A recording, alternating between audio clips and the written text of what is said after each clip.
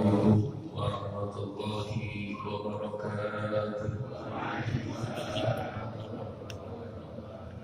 Alhamdulillah wassalatu wassalamu ala Rasulillah Sayyidina Maulana Muhammad ibn Abdullah wa ala alihi wa sahbihi wa man tabi'ahu wa ihsana.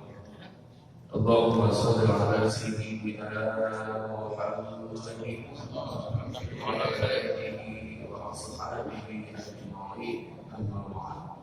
A'udzu billahi minasy syaithanir rajim. Bismillahirrahmanirrahim. Qalu subhanaka la ilma lana illa ma 'allamtana innaka antal 'alimul hakim. Rabbi shrah li sadri wa yassir li amri wahlul 'uqdatam min lisani yafqahu qawli.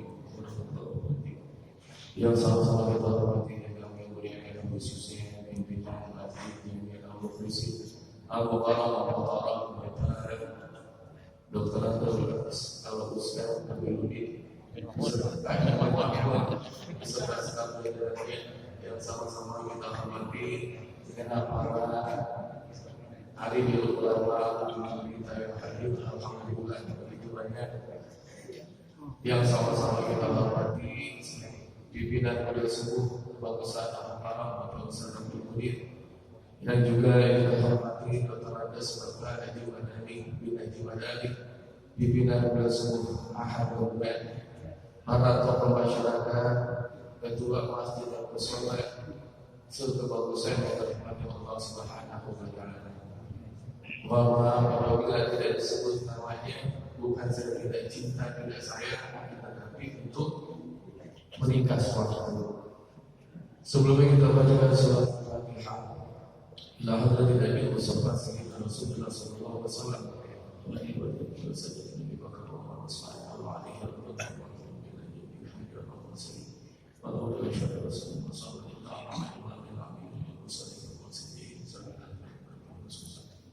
sallam.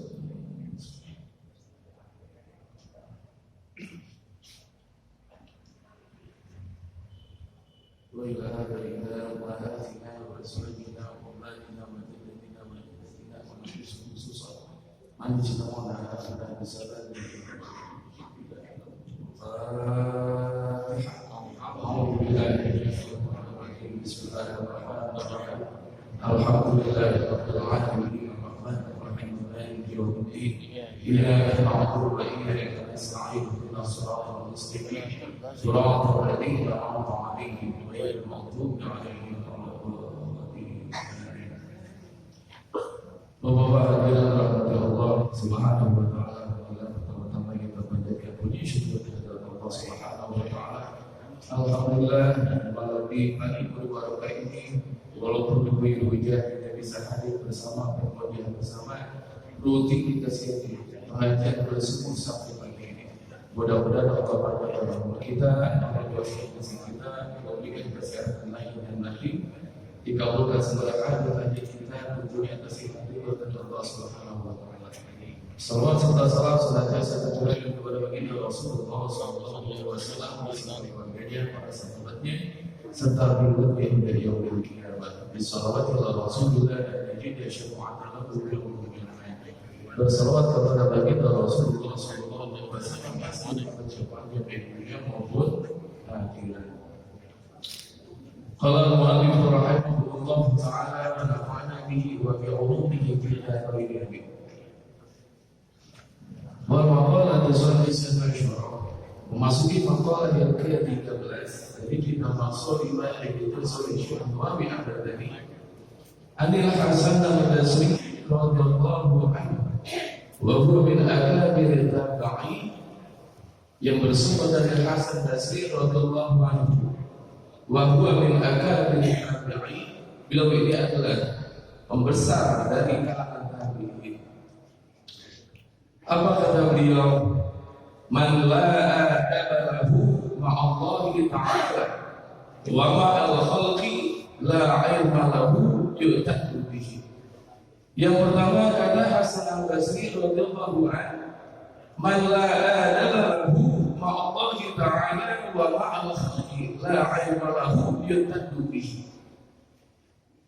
Siapa saja manusia yang tidak ada tata krama pada dirinya, ma'allahi wa ma'al khalqi, dan juga kepada Allah Subhanahu wa taala dan kepada makhluk Allah Subhanahu wa taala termasuk manusia, la ilma lahu, maka tidak ada ilmu pada dirinya, yutadu bihi, yang dia anggap dia itu berilmu. Ternyata siapa saja yang tidak ada tata krama pada dirinya, terutama tidak ada tata krama kepada Allah dan kepada manusia, la ilma lahu, tidak ada ilmunya pada dirinya, yutadu bihi, yang dianggap kita itu berilmu. Maka kemuliaan seseorang sebab belajar namanya adab. Kemuliaan seseorang sebab ibadah namanya akhlak. Indonesia ini peradabannya udah bagus. Adab sebab gaib, adab sebab belajarnya udah bagus. Cuma akhlaknya yang kurang. Kalau kemuliaan seorang terhadap belajar namanya adab, makanya pinter-pinter, bagus-bagus, disiplin. Jepang itu disiplin, Jepang itu bagus, Jepang itu sukses, bikin mobil segala macam, pertanian, perikanan, otomotif, industri jalan, peradaban bagus. Tapi di Jepang itu yang kurang itu apa? Adalah yang namanya akhlak. Kemuliaan seseorang sebab ibadah namanya akhlak. Ketika Jepang itu tidak ada nilai ibadahnya, karena Tuhannya bukan Allah, agamanya Shinto, banyak yang bunuh diri, banyak yang melakukan minuman-minuman keras, whisky, wine, itu udah biasa di Jepang. Bunuh diri udah biasa. Tapi di Indonesia kita ini, alhamdulillah, insya Allah sejalan antara adab dan akhlak. Adab, kemuliaan seseorang sebab belajar, makanya hormat sama guru, takzim sama guru, ilmunya barokah, ilmunya bermanfaat, bagaikan buah, bagaikan pohon yang memiliki buah, itu ilmunya bermanfaat. Tapi kalau ketika orang itu berakhlak, kemuliaan seseorang sebab ibadah namanya akhlak. Ketika dia ibadah kepada Allah, baik yang wajib maupun yang sunnah, maka dia itu tidak lagi yang namanya pencurian. Tidak ada lagi yang namanya itu adalah maksiat. Tidak ada lagi dia itu yang judi, yang narkoba, yang mabuk, yang segala macam, karena akhlak. Jadi adab sama akhlak itu berkaitan. Adab sebab belajar, akhlak sebab ibadah. Di Indonesia adabnya udah bagus, pinter-pinter, cuma akhlaknya kurang. Jadinya apa? Pinter tapi korupsi, pinter tapi nepotis, pinter tapi kolusi. Nah, kalau orang udah beribadah pada Allah, akhlak itu tercover. Akhlak pada Allah, akhlak pada Rasulullah, akhlak terhadap orang tua, akhlak terhadap guru, akhlak terhadap saudara dan tetangga. Itulah kampung akhlak ada 5. Yang pertama, jadi yutadu bihi. Oh, saya ini beradab, oh saya ini berakhlak. Oh, ternyata nggak ada nilainya. Kenapa? Kalau dikatakan kata Hasan Al-Basri, dia itu tidak ada tata krama pada dirinya. Maksudnya itu tidak ada adabnya, tidak ada akhlaknya, ilmunya itu nggak ada. Kenapa nggak ada? Dinilai dari kehidupan sehari-hari ketahuan. Kalau dia masih mabok, orang Islam tapi mabok, tapi masih judi, tapi masih ekstasi, berarti tandanya tidak ada nilai akhlak di dalamnya, tidak ada adabnya. Orang belajar bagus, bukan sampai kemana-mana dia belajar, tapi ilmunya nggak bermanfaat. Ada masalah dia dengan gurunya, ada masalah dia dengan orang tuanya, karena ada proses seorang belajar. Kemuliaan seseorang sebab belajar namanya adab. Kemuliaan seseorang sebab ibadah namanya akhlak. Itulah di situ. Yang pertama. Yang kedua, wa man la sabra lahu ala ta'ammulil baraya badal khalqi wa ala masyaqqati ijtinabil ma'asi wa ala ada'il faraidi la dina lahu yutadu bihi. Yang kedua, siapa saja manusia yang tidak ada rasa kesabaran, manusia yang tidak memiliki kesabaran ala ta'ammulil baraya, dalam menjalani ujian, bencana, cobaan dari Allah Subhanahu wa taala, wa adal khalqi, gangguan dari makhluk, ujian dari manusia, wala masyaqqati ijtinabil ma'asi, dan kesulitan, keberatan dalam menjauhi maksiat, wala ada'il faraidi, dan juga keberatan dalam menjalani kewajiban ibadah pada Allah Subhanahu wa taala, la dina lahu bihi. Tidak ada agama pada dirinya bihi yang dianggap dia itu beragama. Oh, ternyata kalau kita tidak sabar dalam menjalani kehidupan sehari-hari, maka tidaklah ada yang namanya nilai agama di jiwa kita. Kenapa tidak ada nilai agama? Dijelaskan tadi, la sabrulahu, siapa saja manusia yang tidak memiliki kesabaran. Saya yakin bapak-bapak semuanya termasuk saya sabar. Cuma porsinya yang berbeda. Ada yang full, ada yang separoh, ada yang setengah, ada yang kagak sama sekali. Yang bahaya di sini yang mana? Yang sama sekali tidak punya sabar. Yang pertama itu ala tahammulil balaya. Tidak adanya rasa kesabaran dalam menghadapi bencana ujian dari Allah. Bisa gunung berapi, bisa banjir, bisa dan lain-lain. Itu bencana dari Allah Subhanahu wa taala. Turunnya hujan jadi kebanjiran. Adanya panas jadi kekeringan. Kuatkah kita menjalani bencana ujian dari Allah seperti ini? Maka salah satunya adalah sabar. Kapan? Asabru kasabri mudun fi masafatihi. Sabar itu pahit, sabar itu gak enak, sampai kapan tetap sabar. Tapi buah dari sabar itu yang manisnya luar biasa, lebih dari mati. Kapan? Nanti ketika kita diuji setelah selesai, barulah kita merasakan. Karena itulah arti dari sabar. Yang kedua, yang paling berat itu apa? Setelah tahammulil balaya, bencana dari Allah Subhanahu wa taala. Yang kedua itu adalah wa'adal khalqi, ujian dari makhluk. Manusia rata-rata kalau menghadapi bencana kuat. Ketika letusan gunung berapi, dia tidur di tenda, hujan-hujanan, panas kemanasan, makan seadanya, bahkan ada yang puasa sanggup. Tapi yang berat itu apa? Wa'adal khalqi, yang bikin orang itu nggak sanggup, ujian dari makhluk. Bisa karena fitnah, tuh, hasud, iri, dengki, fitnah, ahli salah, wal gegabah. Sesabar-sabarnya orang, kalau disenggol, difitnah, siapa yang nggak marah? Ayo dah, cek. Kita udah bener banget. Makanya rata-rata orang kalau iri, hasud, jangankan salahnya, benernya juga salah. Kita sedekah udah, kita ibadah udah, ikhlas karena Allah. Omongan apa beda?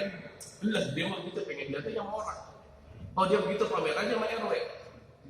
Itulah terkadang orang bilang, tahu gak sih begini. Sampai sekebagusan kecamatan tahu.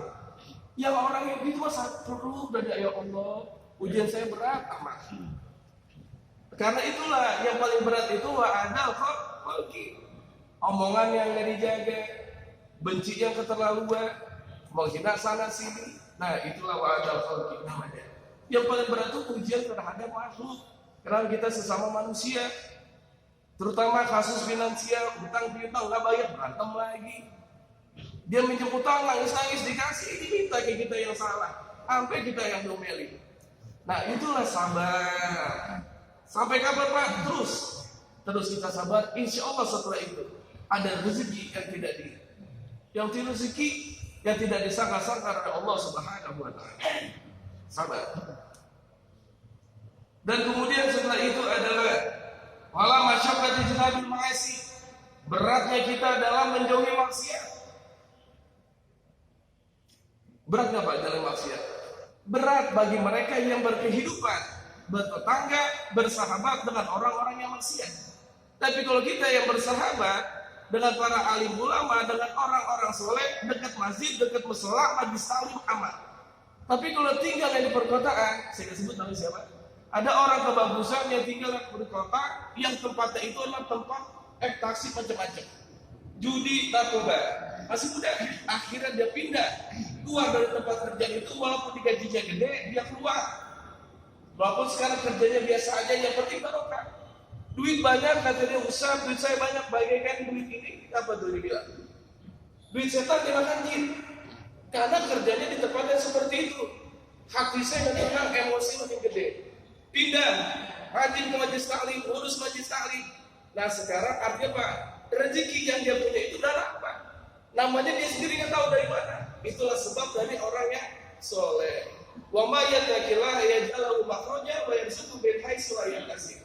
Siapa saja orang yang bertakwa kepada Allah, yaj'al lahu makhraja, Allah berikan jalan keluar wa yarzuqhu min haitsu la yahtasib, dan diberikan rezeki yang tidak disangka-sangka. Dia sabar. Ketika dia, oh ini saya salah jalan daripada saya mati besok di tempat yang kayak gini, dia keluar. Alhamdulillah rezekinya barokah.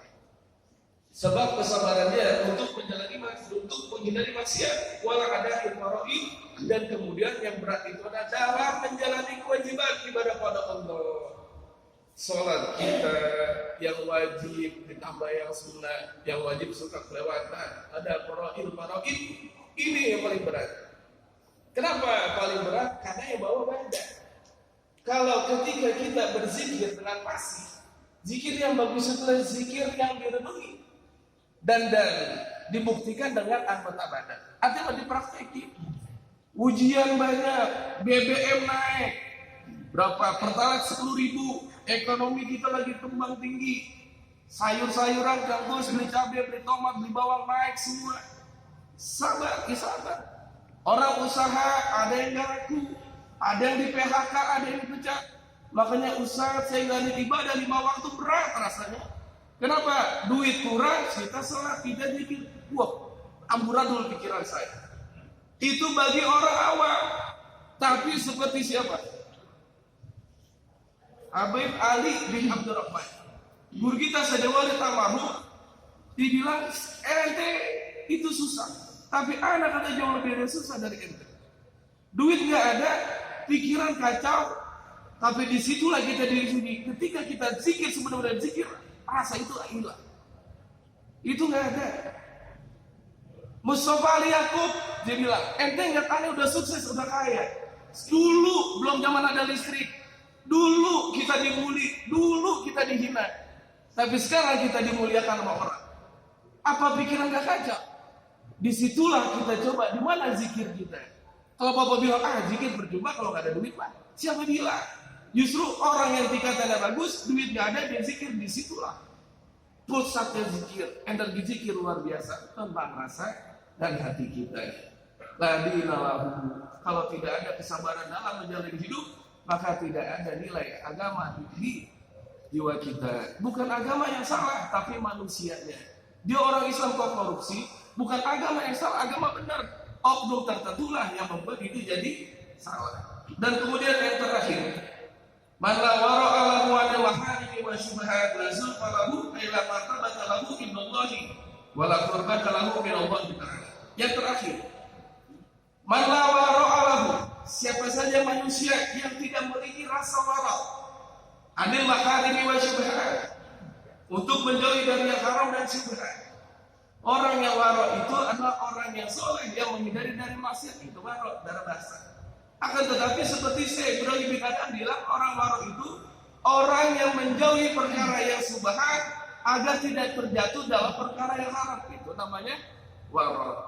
Seperti Hasan Basri bilang, kalau bukan dikatakan orang yang wara' kalau masih memakan yang subhat, masih memakan yang haram. Disebut man taraka dzunuba raqa qalbuhu, siapa saja orang meninggalkan dosa, bersih hatinya. Wa man taraka haram, siapa yang meninggalkan perkara yang haram, safat fikratuhu, maka pikirannya itu menjadi bersih, jernih. Kalau makanan yang haram yang kita makan, kita bagikan kepada anak istri kita, maka dosa itu mengalir ke haramannya. Na'udzubillah. La zulfa lahu, maka tidak ada kemuliaan bagi mereka yang masih memakan dan haram. Lama tabata indallah, tidak ada derajat martabat di sisi Allah Subhanahu wa taala, wala qurbata lahu min Allah taala, dan tidak dekat dengan Allah Subhanahu wa taala. Maka wajar kalau doa kita tertolak oleh Allah Subhanahu wa taala karena masih memakan yang haram. Kalau mohon maaf, assalamualaikum warahmatullahi wabarakatuh.